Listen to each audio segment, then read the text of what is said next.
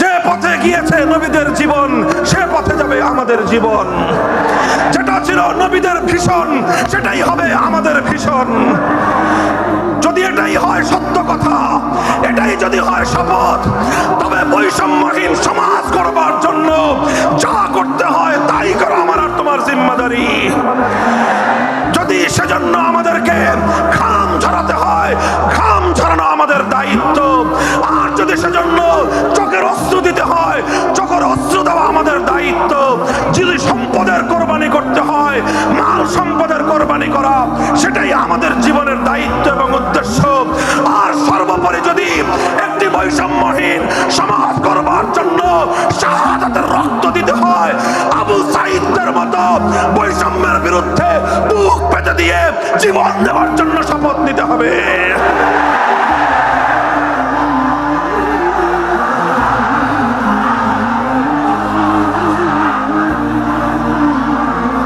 এই প্রস্তুত থাকবেন তো ইনশাআল্লাহ? আল্লাহর নবী বললেন এই বৈষম্য চলবে না, এই বৈষম্য জাহিলিয়াত, এই বৈষম্য মূর্খতা। সমাজের মধ্যে নিজের দলের লোক অন্যায় করলে পাগার পার, বিরোধী দলের লোক অন্যায় করলে আইনের শাসনে 100 ভাগের জায়গায় 200 ভাগ। নিজেরা অপরাধ করলে সেই অপরাধীকে ছাড়িয়ে নেওয়ার জন্য সমস্ত আয়োজন। বিপক্ষ মতের লোকজন অপরাধ না করা সত্ত্বেও তাদেরকে কেচোর মতো মাটির গর্ত থেকে ধরে এনে তাদেরকে বিচারের মুখোমুখি দাঁড় করানো, অন্যায় ভাবে তাদের জীবন থেকে তাদের যৌবনের সময়গুলো কেড়ে নেওয়া, বছরের পর বছর অন্ধকার কারা প্রকোষ্ঠে তাদেরকে বন্দী করে রাখা। এই জুলুম এবং অন্যায়ের অবসান যদি না ঘটাতে পারো, পুরুষ এবং যুবক মানুষ হিসেবে আল্লাহর কাছে জবাবদিহিতার সুযোগ থাকবে না। কাজেই তাফসীরুল কোরআন শুধুমাত্র কোরআনের তেলাওয়াতের জন্য নয়, তাফসীরুল কোরআন শুধু আল্লাহর কোরআনের মর্ম বোঝানোর জন্য নয়। আল্লাহর কোরআন তেলাওয়াত করতে হবে, মর্ম বুঝতে হবে। আর তালিমে হিকমতের কর্মসূচির অধীনে কোরআনে পাকের এক একটা আয়াত, কোরআনের এক একটা বিধান আল্লাহর জমিনে বাস্তবায়ন করার জন্য আমাদের জীবন যৌবনের বাজি লাগায় দিতে হবে, বাজি লাগায় দিতে হবে ইনশাআল্লাহ। হযরত রাসূল আকরাম সাল্লাল্লাহু আলাইহি ওয়াসাল্লাম বলছিলাম, জাতির উদ্দেশ্যে প্রদত্ত মক্কা বিজয়ী মহাবীর আমিরুল মুমিনিন নবিয়ুল্লাহ খলিফাতুল্লাহ ফিল আরদ খলিফাতুল মুসলিমিন মুহাম্মদুর রাসূলুল্লাহ সাল্লাল্লাহু আলাইহি ওয়াসাল্লামের বক্তব্যের কথা আল্লাহর নবী বললেন, বৈষম্যের কারণে আল্লাহ পাক রব্বুল আলামিন পৃথিবীর বহু জাতিকে ধ্বংস করে দিয়েছেন। সুতরাং শুনে রেখো, আমার দ্বারা বৈষম্য হবে না। শুধু আমার বংশের লোক দেখে, আমার গোত্রের লোক দেখে, আমার রক্তের আত্মীয়তার সূত্রের কারণে আমি অপরাধ প্রমাণিত হওয়ার পরেও তার উপর কোরআনের বিধান বাস্তবায়ন করব না, এটা আমার দ্বারা সম্ভব নয়। এরপরে আল্লাহর নবী যেই কথাটি বললেন, সেই কথা যদি আল্লাহর নবী হাদিসে না বলতেন, তাহলে সেই কথা উচ্চারণ করতে আমাদের জিহ্বা কেঁপে উঠত, আমাদের বক্ষ প্রকম্পিত হতো। আল্লাহর নবী বললেন, ওয়াল্লাহ লাউ আন্না ফাতিমাতা বিনতা মুহাম্মাদিন সারাকাত লাকাতাতু ইয়াদাহা, ওয়াল্লাহি লাউ আন্না ফাতিমাতা বিনতা মুহাম্মাদিন সারাকাত লাকাতাতু ইয়াদাহা। শুধু আমার দাদির গোত্র, আমার বংশের ফাতেমা নাম্নী মহিলা নয়, আজ যদি আমি মুহাম্মদুর রাসূলুল্লাহর কলিজার টুকরা মেয়ে, আমার জীবনের সবচেয়ে আদরের সন্তান ফাতেমা যদি আজকে চুরি করে ধরা পড়তো, আমি আল্লাহর শপথ করে বলি, আমি তার হাত কেটে দিতে এতটুকু দ্বিধা করতাম না। মুহতারাম হাজিরিন, এটাই হলো তালিমে হিকমত। আল্লাহর কোরআনের বিধান বাস্তবায়ন করতে গিয়ে ছুরি যদি নিজের সন্তানের গলার উপর দিয়ে যায়, ইব্রাহিম খলিলুল্লাহর মতো ছুরি চালায় দিতে দ্বিধা করা যাবে না। যদি ইনসাফ কায়েম করতে গিয়ে ছুরি যদি নিজের সন্তানের হাতের উপর দিয়ে যায়, সে হাত স্তব্ধ হয়ে যাবে না, সে হাত থমকে দাঁড়াতে পারবে না। যেখান দিয়ে ইনসাফ যাবে, সেখান দিয়ে ইনসাফকে চালিয়ে দিতে হবে। রাসূল আকরাম সাল্লাল্লাহু আলাইহি ওয়াসাল্লাম ঘোষণা করলেন, আল্লাহর আয়াত আইয়ুহাল্লাযীনা আমানুত্তাকুল্লাহ ওয়া যারু মা বাকিয়া মিনার রিবা ইন কুনতুম মুমিনিন। হে মুমিনগণ, সুদকে তোমরা পরিহার করো যদি ঈমানদার হয়ে থাকো। যদি ঈমানদার হয়ে থাকো, কি করো তোমরা? সুদকে পরিহার করো। কি করো? ইত্তাকুল্লাহ, তোমরা আল্লাহকে ভয় করো। ওয়াজারু মা বাকিয়া মিনার রিবা, সুদের যা অবশিষ্ট আছে এই সব কিছু তোমরা পরিহার করো। আর যদি না করো, সুদ যদি তোমরা পরিহার না করো, ফাযানু বিহারবিম মিনাল্লাহি ওয়া রাসূলিহি, আল্লাহ এবং তার রাসূলের পক্ষ থেকে যুদ্ধের ঘোষণা শুনে নাও। হে জাতি, হে মুসলিম সম্প্রদায়, আমরা তোমাদের কাছে পয়গাম পৌঁছে দিতে চাই। আল্লাহর উপর বিশ্বাসী জাতি, আল্লাহর নবীর উপর আস্থাশীল জাতি কোনোদিন সুদি কারবার করতে পারে না। সুদ ভিত্তিক অর্থ ব্যবস্থা দিয়ে তাদের সমাজ চলতে পারে না। আল্লাহর উপর বিশ্বাসীদের সমাজ যদি হয় সুদ ভিত্তিক, তার অর্থ হলো রাত দিন আল্লাহ এবং তার রাসূলের সঙ্গে তারা যুদ্ধে লিপ্ত। যেই মুসলিম জাতি আল্লাহর সাহায্য নিয়ে বিশ্বব্যাপী বিজয়ী হওয়ার স্বপ্ন দেখে, সে মুসলিম জাতি যদি স্বয়ং আল্লাহর সঙ্গে যুদ্ধে লিপ্ত থাকে, তাদের জীবনেও কল্যাণ এবং বিজয় আসার সম্ভাবনা নাই। এই জন্য মুসলিম জাতির উত্থানের জন্য, মুসলমানদের বিজয়ের পূর্ব শর্ত হলো সুদ পরিহারের মাধ্যমে আল্লাহর সঙ্গে যুদ্ধ বন্ধ করতে হবে, আল্লাহর পক্ষ থেকে সাহায্য চাইতে হবে। কোরআনের আয়াত, সূরা বাকারার আয়াত, এই আয়াত নাযিল হওয়ার পরে আল্লাহর নবী শুধু তেলাওয়াত করে দায়িত্ব ক্ষান্ত করেন নাই, শুধু সুদের মর্ম বুঝিয়ে নিজের দায়িত্ব ক্ষান্ত করেন নাই। তৃতীয় দায়িত্ব তালিমে হিকমত, সুদকে সমাজ থেকে সমূলে উৎখাত করার উদ্যোগ নিয়েছেন। বলেন সুবহানাল্লাহ। শুধু আলোচনা করে বক্তৃতা দিয়ে নবীর দায়িত্ব শেষ হয় নাই, শুধুমাত্র তাফসীর করে দিয়ে নবীর দায়িত্ব ক্ষান্ত হয় নাই, বরং এক একটা বিধান, আল্লাহর এক একটা আয়াত কিভাবে সমাজে বাস্তবায়ন করা লাগে, করা যায়, নবীজি প্র্যাকটিক্যাল ভাবে তার উদ্যোগ গ্রহণ করেছেন। কিভাবে উদ্যোগ নিয়েছেন? সুদের বিরুদ্ধে কি উদ্যোগ নিয়েছিলেন? কিতাব উল্টান, হাদিসের কিতাব বুখারী শরীফের হাদিস, নবীজি ঘোষণা দিলেন, আলা ইন্না রিবাল জাহিলিয়াতি মাওদুউন তাহতা কাদামাইয়া। জাহিলিয়াতের যুগে যত সুদের কারবার চলতো, ইসলাম এবং আল কোরআনের সমাজ গড়বার পর সেই জাহিলি যুগের রীতি, সুদ ভিত্তিক অর্থ ব্যবস্থা মুসলিম সমাজে আর থাকতে পারে না। নবীজি বললেন, সুদের কবর রচনা করলাম আমি আমার পায়ের নিচে। আল্লাহ নবী আক্ষরিক অর্থে কথা বললেন, আমি আমার পায়ের নিচে সুদের কবর রচনা করলাম।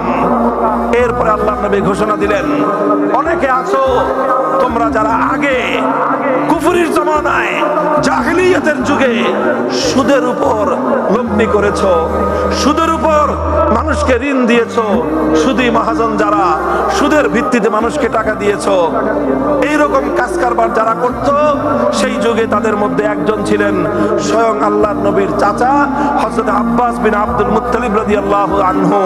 মক্কার ঘরে ঘরে আব্বাস রাদিয়াল্লাহু আনহু মানুষের কাছে ঋণ টাকা দিতেন, টাকা পাওনা ছিল এবং সকল টাকা লগ্নি করা ছিল, বিনিয়োগ করা ছিল সুদের ভিত্তিতে। আল্লাহর নবী ঘোষণা করলেন, জাহেলি যুগের সমস্ত সুদ আমি আল্লাহর নবী মওকুফ ঘোষণা করলাম। সর্বপ্রথম যেই সুদ আমি মাফ ঘোষণা করলাম সেটা হলো আমার চাচা আব্বাসের সুদ। কাউকে আমার চাচার কাছ থেকে যারা ঋণ নিয়েছিল, কেউ আর আমার চাচার সুদ দিতে হবে না, শুধুমাত্র মূল পুঁজিটা ফেরত দিবে। সুদ আজ থেকে কবর রচনা করা হলো।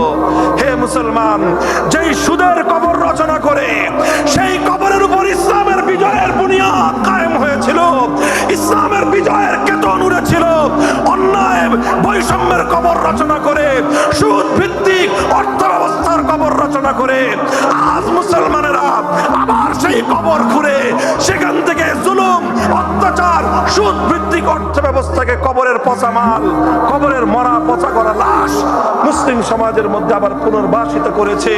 এজন্যই আজ মুসলমানদের এই অধপতন। যদি মুক্তি চাও, যদি মুক্তি চাও, শুধুমাত্র ইবাদত দিয়ে মুক্তি আসবে না।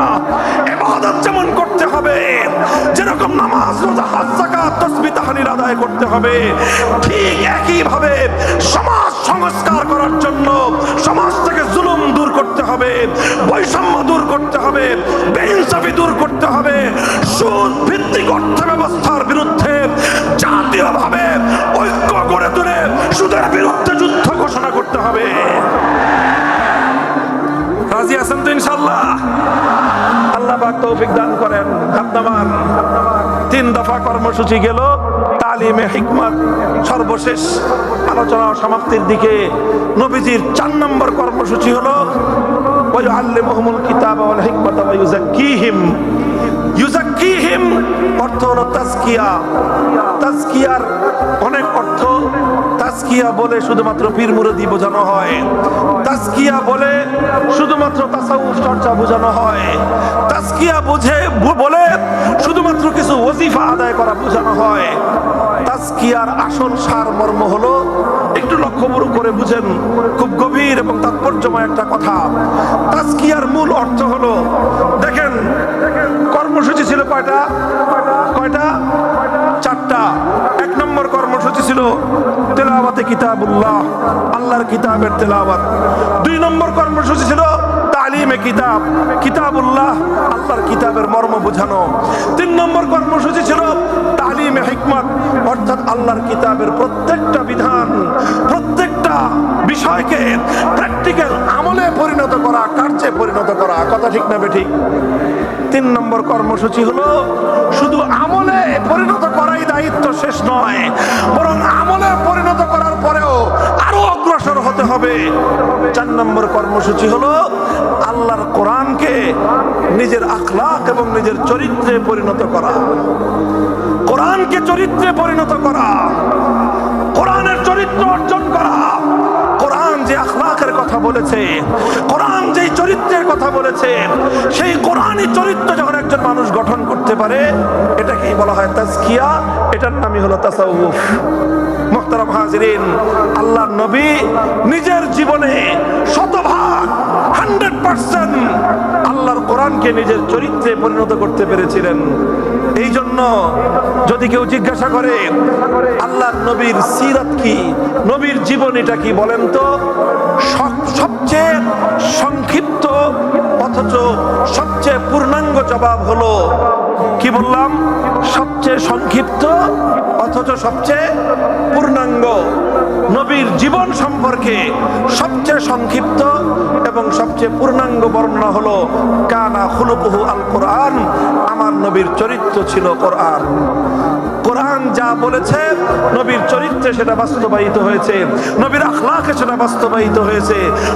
নবীজির কথাবার্তা, নবীজির উঠা বসা, নবীজির আচার ব্যবহার, নবীজির প্রত্যেকটা অ্যাক্টিভিটি, এমনকি চিন্তা চেতনা, সব যখন আল্লাহর কোরআন অনুযায়ী তৈরি হয়, তখন সেটাকেই বলা হয় তাজকিয়া।